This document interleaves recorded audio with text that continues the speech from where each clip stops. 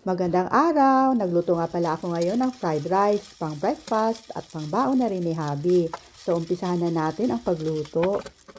Meron tayong Spanish style na chorizo dito. Masarap to dahil smoke flavor at saka medyo spicy.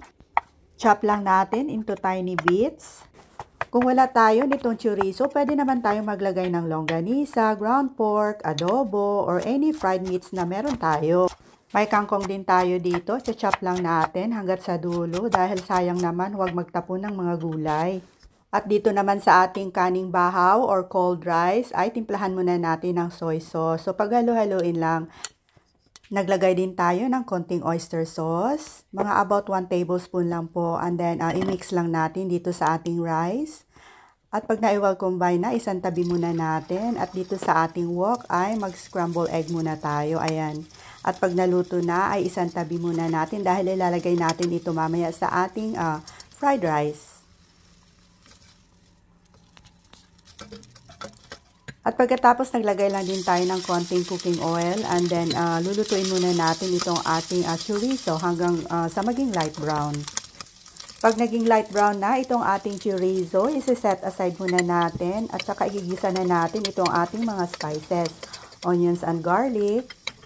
At pag bumango na at naging translucent na ang kulay nitong ating mga spices ay ilalagay na natin itong ating mixed vegetables. Stir fry lang natin for about 2 minutes. At pagkatapos ay naglagay din tayo ng butter. Pag nagmelt na itong ating butter ay ilalagay na natin itong ating chopped kangkong. So stir fry lang po for 1 minute.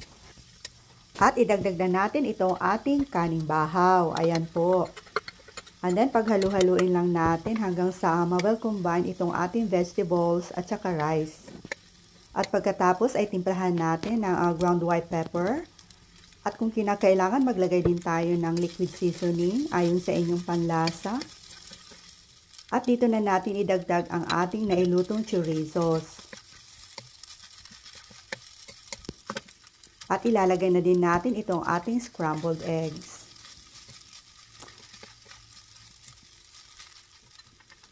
Naglagay din tayo ng spring onions. Continue to stir fry lang po for about 3 to 5 minutes or until rice is heated through. At pag ready na ay pwede na nating ilipat dito sa ating serving dish, garnish with spring onions.